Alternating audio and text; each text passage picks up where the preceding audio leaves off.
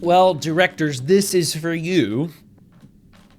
You have the most features within Joseph, and so you'll have the most stuff that we'll go through. I'll try and link these in the video so that you can jump right to them if you need to refer back to them later for easy reference without having to watch this whole video. But I hope we'll be able to go through and you'll be able to see and get a feel for how you can manage Joseph, how you can use it as a tool to help you in running your center. I hope this will be hugely helpful for you. And of course, if you come across anything that needs to change, anything that's confusing, anything that you're having a problem with, please reach out, contact our office.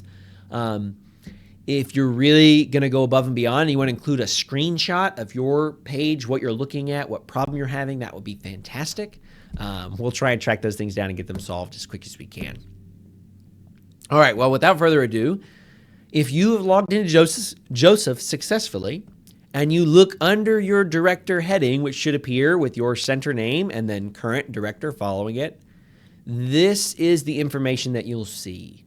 Okay, so I'm gonna walk through and explain every bit of it. And if you need further elaboration on things, then let me know and we can do that individually. Okay, so the first thing is we have added in Joseph these counters, okay? And they're gonna appear as the first things underneath your header.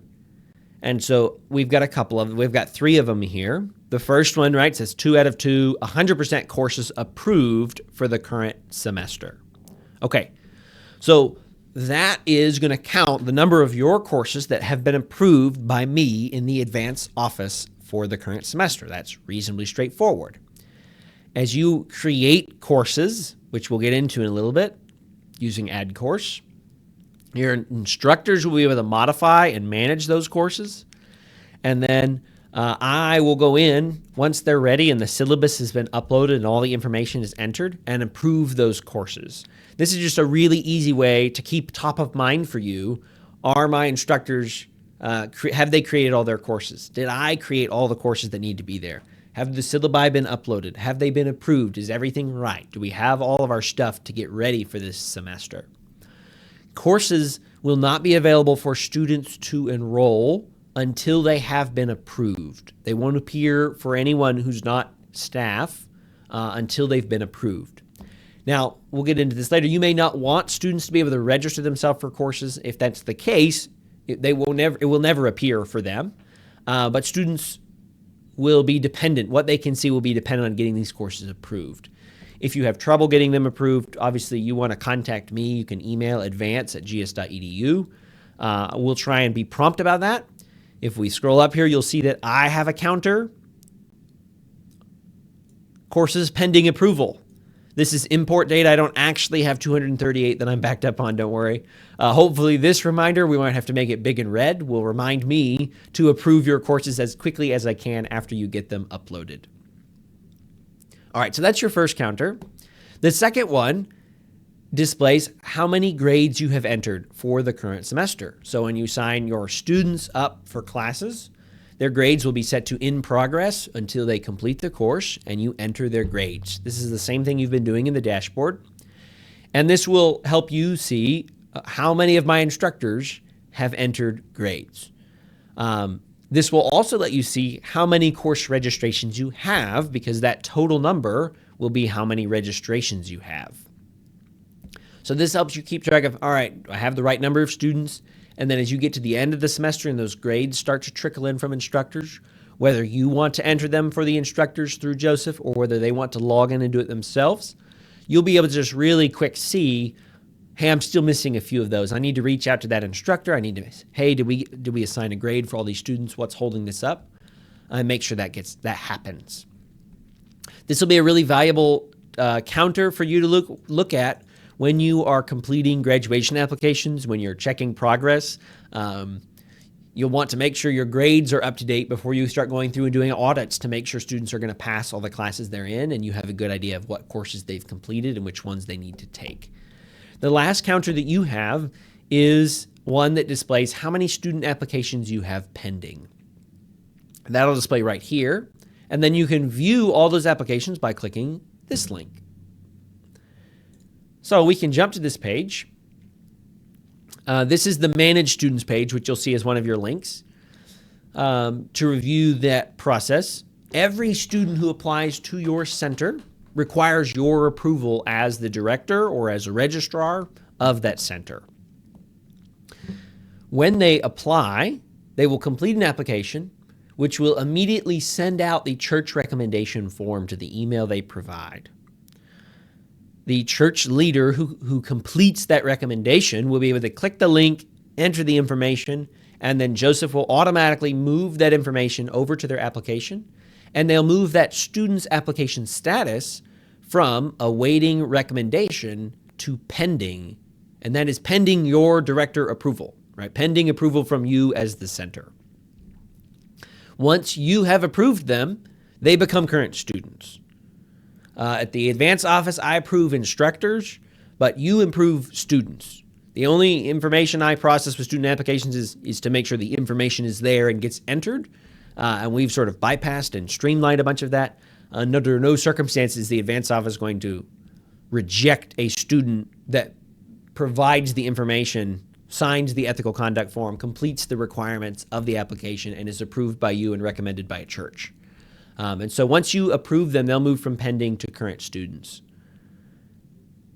We'll back up. We'll return to that page in just a little bit. But that's the 3 counters that you have. We can add some more of these if they're useful. We can restructure. They may need to be formatted a little bit nicer to help you see them. But we just want to provide an easy way for you to see some of the major tasks that might need to be done and to keep a track on them. When we hide everything in all these pages behind all these links, we've done that to try and keep the page somewhat simple as much as we can and make it intuitive.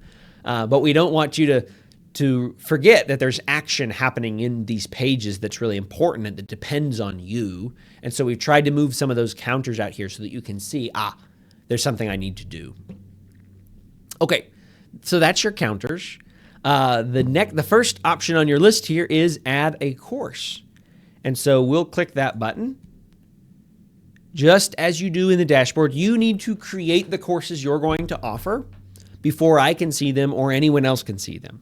And so to do that, you'll select the template of the course that you're creating. So the course name and number, we can select Exegesis in the Old Testament. You'll be able to select the year that you're offering it and the semester. Now, just so you know, Gateway does not have a winter term. We have fall, spring, and summer terms, but some of our centers do offer winter courses. So because this information will be viewed by students, I want you to be able to enter a winter term if you have winter. That way, if your students think they're signing up for a winter class, they're able to find it. For my purposes, for the tally sheet, there's not separate deadlines for the winter. You would lump that in. We categorize classes by the semester according to the Gateway calendar that they end in. So if you offer a class that starts in August and runs until May because you've got a really stretched out class, I'm going to call that a spring course because it ends in the spring semester of Gateway. If you had a class that started in December and end in July, I would call that a summer class because it ends in summer. Now, for this, you can set winter if that's what your students are expecting and that's what they're looking for, to communicate that to them, but that's sort of how we'll want to keep track of those things.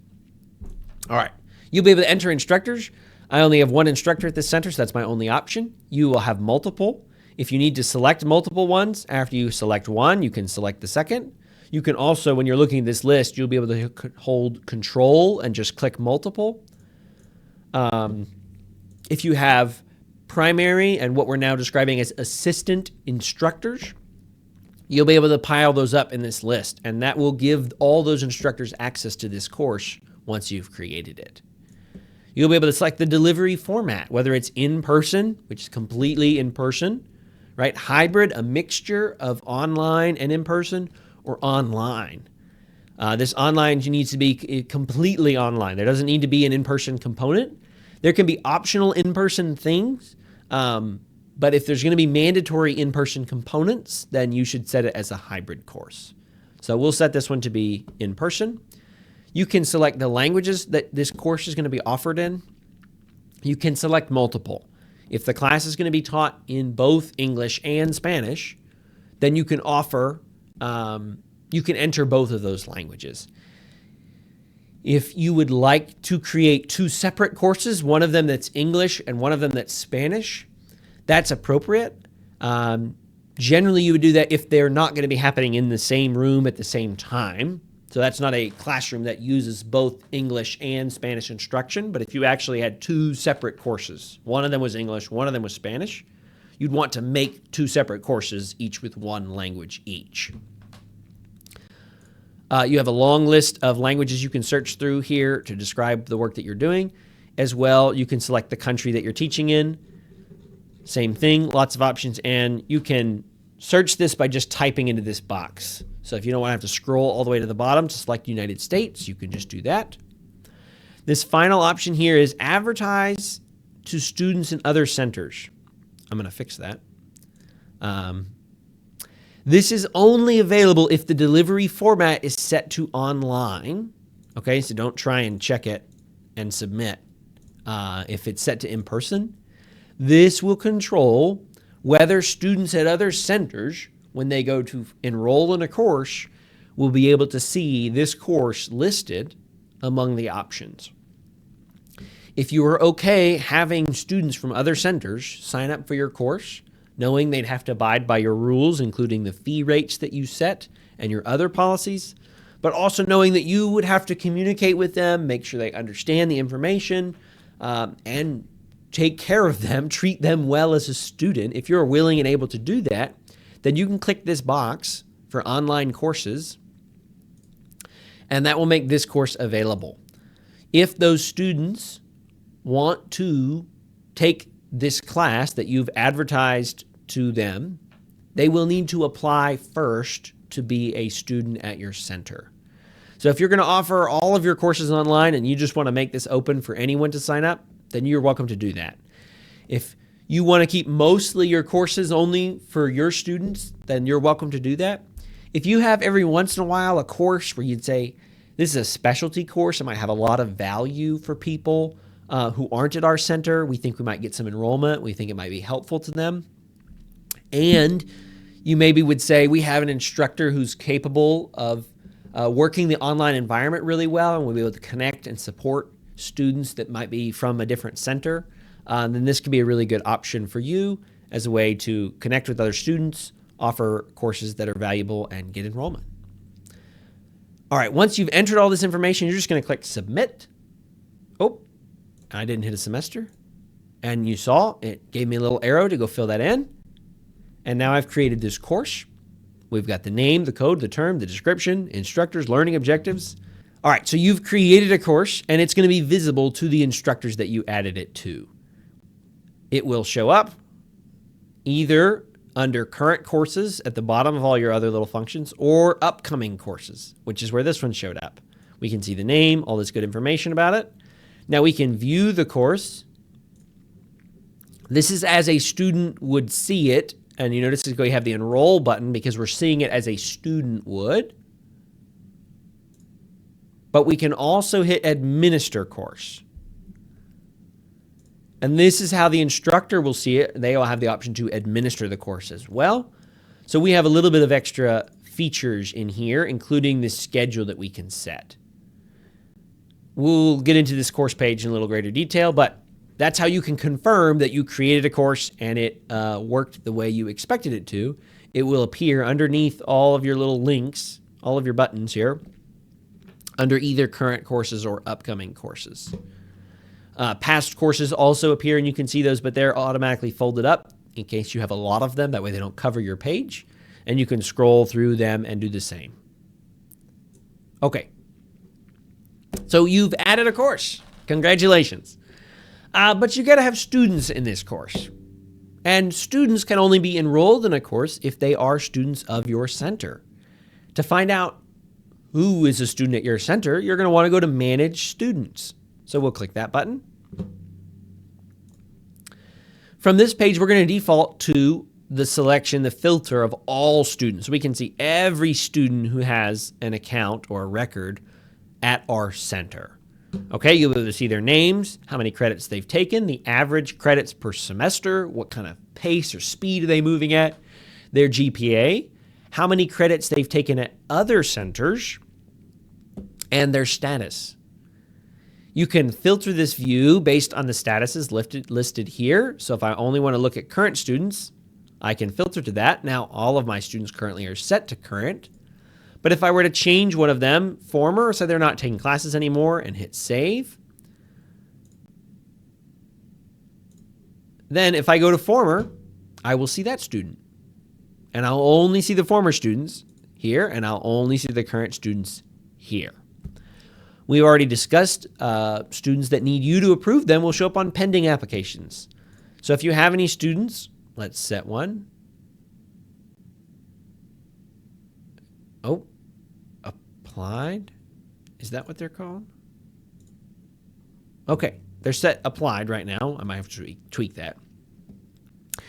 They've applied. They've completed the application. They have the recommendation in, so they're going to show up under pending.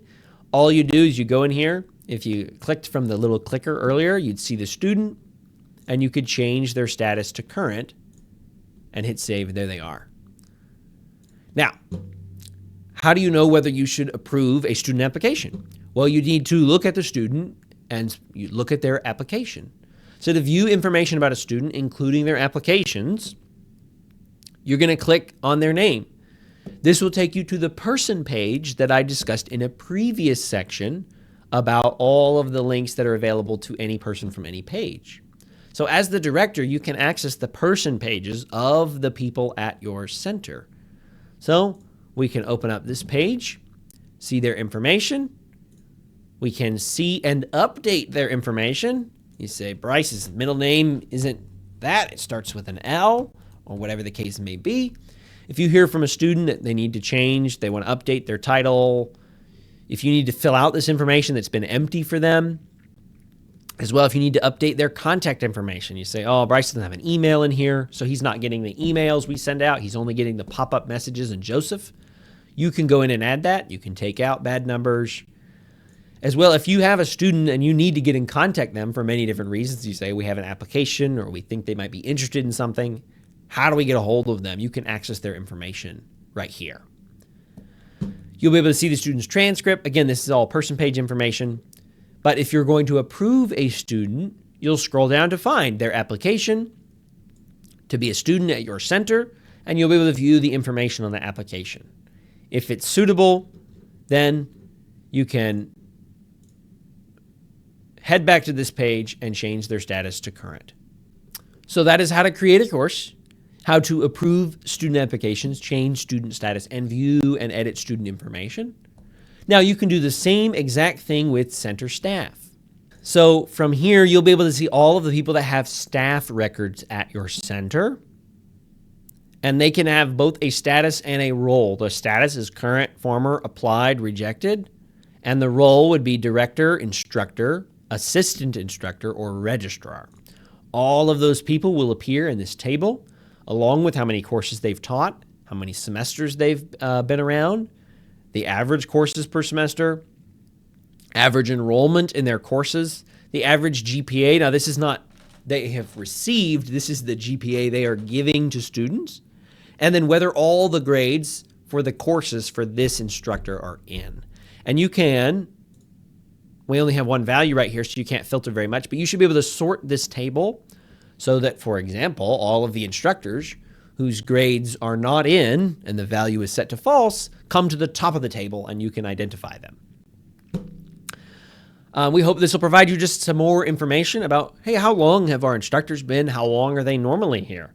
As you look through this, and you can sort using this table to only see current, former, applied, rejected, or only see instructors, directors, registrars. You'll be able to see, what have our successful instructors looked like? Who are they? What are our unsuccessful instructors? Is there a relationship between the average enrollment in their courses and the average GPA they're giving students? There's obviously a lot more nuance that happens in a classroom and that controls the relationship with an instructor. But we hope this will give you some data that you can start thinking and keeping track of these people. The same thing is on the student page. You'll be able to click this person's name and go to their person page and view information about them. For your staff, if they're teaching staff, that will include this courses taught section, which will list their courses. If you're trying to find a course that you know the instructor has taught, instead of digging through that big long list of all of the courses your center is teaching, will teach, or has taught, you can also access those directly from this page. So if I find, oh yes, back in the spring, this instructor taught Intro to Database Population, I need to look at that class, you can click right here, and it'll take you right back to this page where you can do all of this other information. Let's go home and head back. So we've added a course. We've checked out our students. We've checked out our staff. Now we can check out all of our courses. So we'll go to Manage Courses. We'll be able to see a range of dates for which all of the courses that appear will display here. So I'll bump this a little bit back, a little bit forward, and hit the search button. And all of the courses that my center has offered between fall of 2023 and 2028 will appear. The title of the course, when it was offered, how many people were in it, its format, instructor, and its status. Now you have a counter for all of these pending status that will show you how many of them there are. But if you need to look and see, wait a minute, what are those 3 classes that are pending approval and haven't been approved yet? You'll be able to find them right here, see who's teaching them if you need to contact that person, and if you need to manage the course. So if you want to go look at it and you say, oh, well, it probably hasn't been approved because the schedule isn't complete. Or it hasn't been approved because there are no files available. No one put the syllabus up. You'll be able to find that and make those changes right there. All right, let's go home and move on to the next thing. All right, the next thing you have is a new feature we're very excited about, which is Communication Manager. If you click this button, you will be able to send out messages in Joseph, which will appear as a pop-up on the page and will be sent out to the primary email associated with those accounts if one is set up. And you can do that based on a variety of roles, all of your students, all of your instructors, or all of your staff. This will be directors, registrars.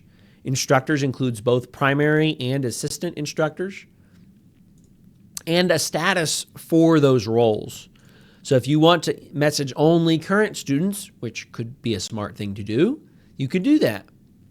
If you wanted to talk to current or applied students, maybe about courses that were upcoming, you could do that by adding multiple roles.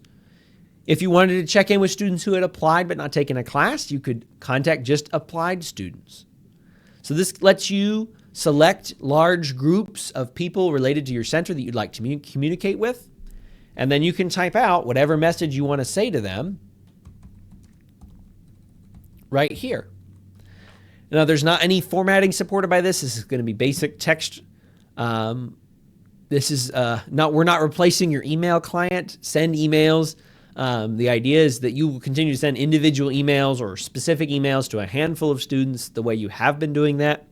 We're not trying to replace that for all sorts of reasons. That doesn't make very much sense. But it can be really hard to make sure, wait, am I emailing everyone in my center? Did I get all those emails or did I miss a few? And so we want to provide an easy way for you to contact whole groups of people within your center and make sure I know I contacted those and make that easier process. You don't have to send mass emails. We're always updating the emails and information. As well, if students go in and change their email, the next message you sent out will go to the email they've updated it. So you don't have to worry about updating and maintaining your contact list separately if people are changing their email and contact preferences independently. This will always go to the sort of the primary one that they've designated. All right, we will, for a demo, I think because I am instructor or staff, we can send a message right here. Oh, it's not going to show up because I sent the message, but we'll do another one where you can see the messages pop up, and then they'll have a little button in the corner that says dismiss, and you can make them go away. Again, as I'll say it again, when you send those messages, they will go out both as pop-up messages in Joseph, and they will be sent out to the emails of people you have on file. You'll be able to see, I can now see a sent message that I sent. Look at that. Here it is. So you'll be able to access those. When did I send that? Did I forget to send that reminder? All that sort of good information, and keep track of that. You'll also be able to look in your emails if you see those things, what you've received, and those will come from, I believe, info at Joseph. Maybe it's joseph@gs.edu. Anyways, it'll be a gs.edu email address with a Joseph name to let you know this is a automated, systematic email, and it'll include who sent it, and then who they sent it to, obviously, and then the message that you've included. Okay, that is Communication Manager. As a director, you have, as you saw, the ability to message the people in your center, whether they be students, staff, or instructors. At the advanced office, I have the ability to message everyone in the whole advanced world, but you don't have to worry about that. We don't want you doing that. So we hope this will be a way you can communicate with the people that are in your center. Instructors will have the ability to send messages to the students in their courses, only the students registered in the courses that they are teaching. Their functionality for Communication Manager, it will be basically the same, but it'll be linked in their course, and it'll say message students. And you can click that button and type in the message you want, and it will send it. They're not messaging former or applied students because they're only messaging the ones that are actively enrolled and registered in that course. Okay. Well, now we get to talk about the tally sheet, but we're going to talk about the center budget first. Okay? So we'll click Center Budget right here, and this will take us to a page that's a little more complicated than some of the ones we've seen so far. You may have completed at some point the budget planning worksheet in an Excel document in the past and submitted those to our office. Things have gotten a little more complicated with the implementation of international student pricing. And that has delayed me in trying to recreate a spreadsheet version of the budget planning worksheet. And so we've created a version in Joseph, and I'll show you how it works, that I hope will be a lot simpler for you, and it is definitely a lot simpler for me. I want to reiterate off the bat, this budget planning worksheet is going to do two things. The first thing is that it's going to help you set your expectations for the upcoming semester. So it'll help you understand, first and foremost, what are the charges that I'm looking at? What are the fees and the amounts I should be collecting from students to make sure when time comes to pay my tally sheet, I have all the information I need. We think it'll be really helpful for you to not just see those prices and numbers, but to see how they work out with the number of students and instructors and things that you might be looking at. So you can ballpark, you can estimate enrollment numbers and fees and cost and support and other sorts of expenses. We're not holding you to any of these things. I'm not auditing your finances. You don't have to stick to the budget as you enter it initially, but it will be really helpful for you to have some basic idea of, okay, if we have this many students taking this many hours at this rate, and I have these instructors and this kind of outside support, what is this whole thing going to look like? And so when you're looking at it, we're talking about in terms of hours or courses, it can seem small numbers. And then when you start talking about having 25, 30 students, those numbers add up really fast. And so we don't want you to be caught off guard and go, oh my goodness, that's a lot of money. I wasn't thinking about that. So we hope this will help you plan well ahead of time.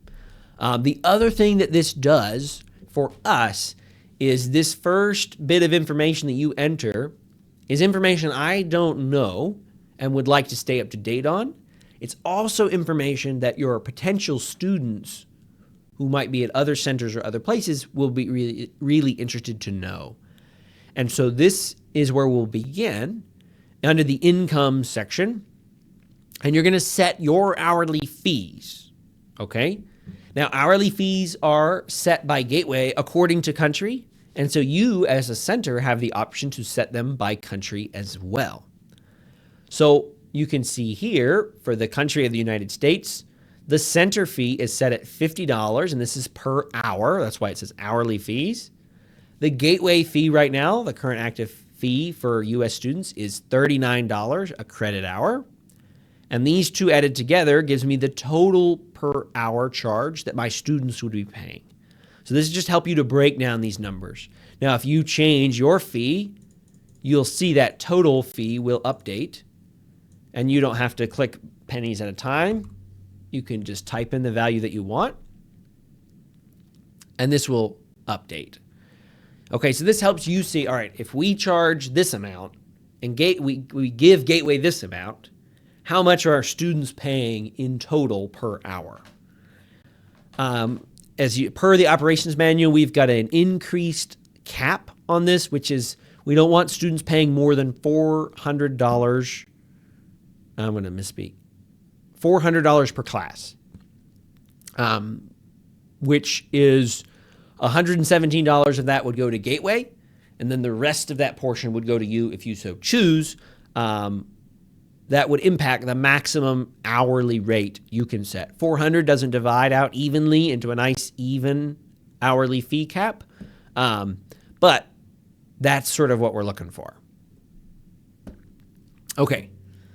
If you are teaching in multiple countries, you'll want to select other countries that you're teaching in from this list. So if you're going to teach a course in Kazakhstan, for example, you can select Kazakhstan, hit enter, and then you'll see another line in this table that displays the Gateway adjusted rate for international student pricing for that price. Now, if you're not charging anything to those students, then you can just leave this empty. But if you say, well, I'm going to charge a little bit, you can do the same thing, and you can do this for as many countries as you need to add into this table. This is very important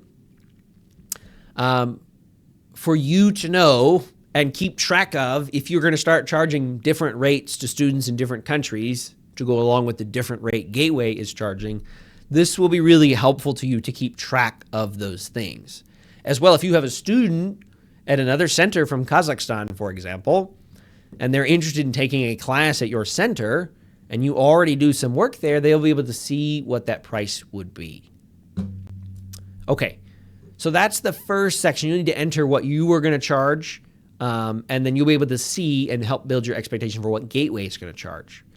As we move to the next section, you're going to enter the courses you plan on offering. Okay, now again, this isn't binding. This doesn't create the courses in Joseph, as we covered that procedure earlier. But this lets you play around with what courses might we offer and what kind of enrollment might we get. So if we're planning on offering addiction ministry in the spring, and we think we might have 3 students in the U.S., this lets you see, okay, how much would we expect to collect from students that stays with us? How much of that would go to Gateway, and what would be the total amount? And then if you realize, hey, that number isn't quite what we need it to be, then you might say, well, we really need to have 5 students. Or what would be the difference between having 5 students and 8 students? And you'll be able to see these adjust.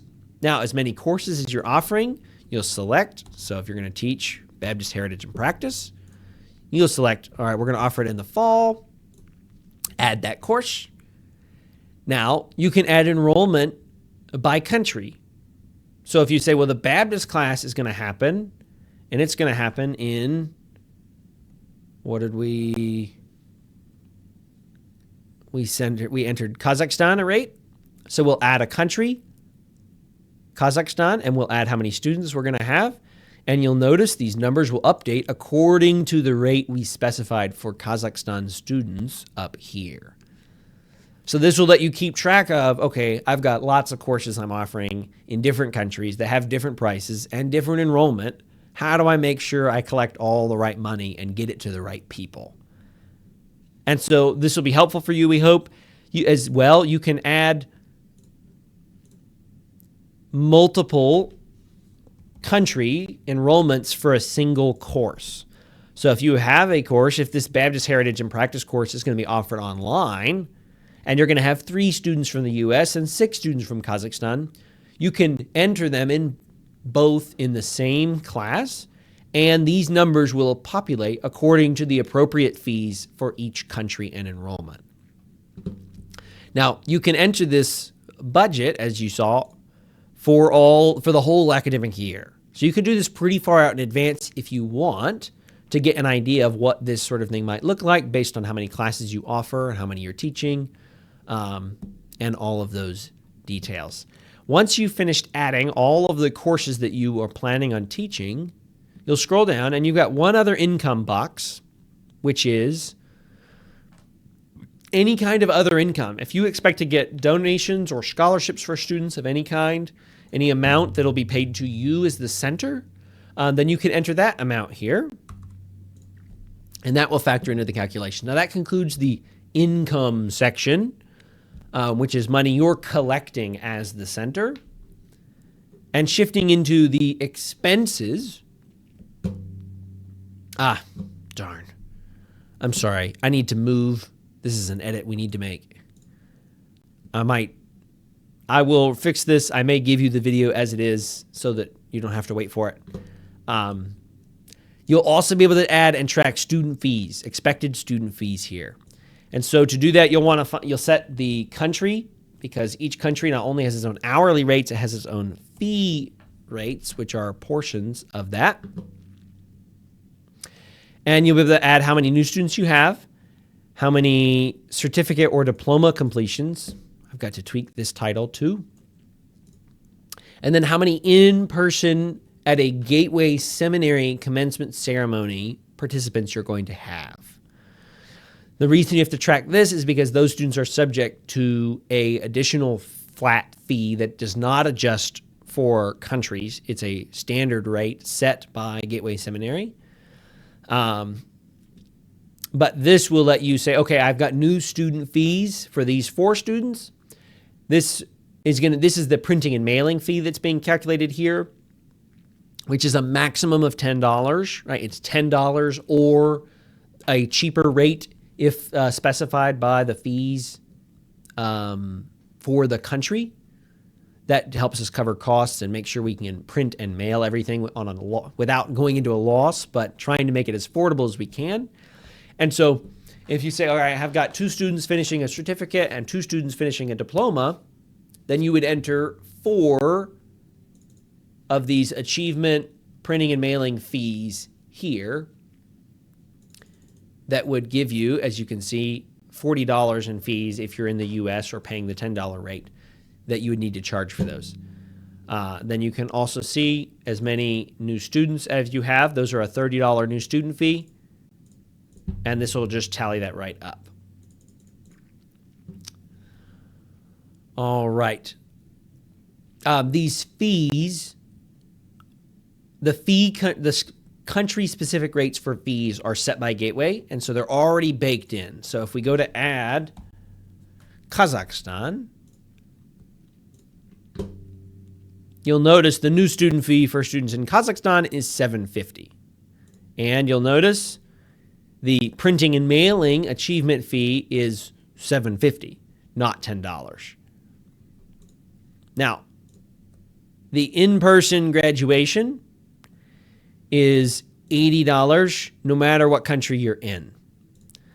The in-person graduation fee has been $90, as you'll note. It hasn't really been reduced. The difference is it sort of includes a printing and mailing fee. So normally you would pay the $90 graduation fee no matter what, whether you are participating in an in-person ceremony or not. And that would involve the fee to participate in the ceremony and also to receive the paper copy. What we've done here is if you're participating in in-person graduation, you're also going to have to pay the printing and mailing fee, which would be $10. And so we list the graduation fee itself as $80. That way the numbers add up right, and you're not trying to say, well, he paid the $90 graduation fee, but then we have to refund him the printing and mailing fee because he gets that back or that's included in the other fee. This is a sort of way just to keep them all separate and make them add up nice and simple. So you'll be able to add this. I'll get this moved out of the expenses section. My apologies about that. But this will, again, help you see, all right, at the total at the end of the day for these students and these fees, how much money do we need to be collecting so that you can make sure you're collecting the right amount and getting it distributed as appropriately. Okay. The next section is staff stipends. All of your active staff members will appear here along with their role, and you can set a stipend. So if you'd like to compensate your instructors for the hard work that they do, you can do that here. You can also add in the budget you have for other expenses. If you're going to spend money on marketing or office supplies or books for your faculty or other expenses that may come up, you can enter all of that information here.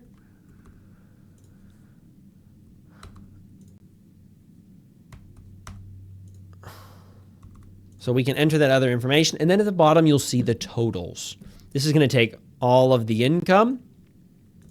Okay. This income is going to include everything. Income is what you are collecting from students. So that is course registrations and fees. Then it's subtracting out the expenses that you entered, both here in this other expenses and as your staff stipend. And then it's going to subtract out this gateway fee number, which is the gateway portion of the hourly fee and this new student printing and mailing and graduation fees as appropriate. And then it will show you what the projected balance is. You will be able to tweak these numbers by playing with your enrollment. So if you look at you enter all this information, you get to the bottom and you go, uh-oh, this doesn't look good. You might need to decide we need more students. Or you may say, you know, this was a little over enthusiastic. What if we only have 5 students? And you'll be able to come down here and see and go, okay, well, we'd still be okay.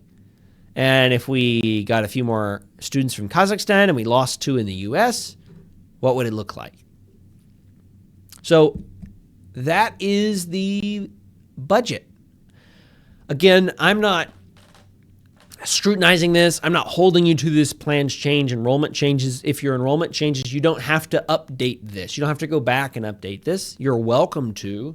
We hope it'll be helpful for you to get an idea of how many courses am I offering? What prices am I charging? Who's getting all these fees and where are they going, and making sure you get them all accounted for, and to figure out, okay, what can I reasonably give my instructors and my other staff as a thank you for what they've done? And do we have money to have a dinner to celebrate at the end? And do we have some budget to put on a graduation ceremony and have some nice things to really celebrate our hard work? So we hope this will make all of that process easier and assist in your planning and help make it a little bit clearer as all these country prices make things a little more complicated, what exactly is going on at every step of the process. Now, I will be able to see the most recent ones that you've entered. So if you have questions about them, you want to show them, you want to talk over it, please do. I'd love to do that. But primarily, this is for your planning, right? This is to help you get your brain around what could our center look like? What might our year look like? What's a realistic goal for enrollment and courses and countries, and what can we do to get everything working the way it should? All right, well, that is a fair amount. I'm going to put a pause for now, and we'll come back and do some more instructions a little bit later.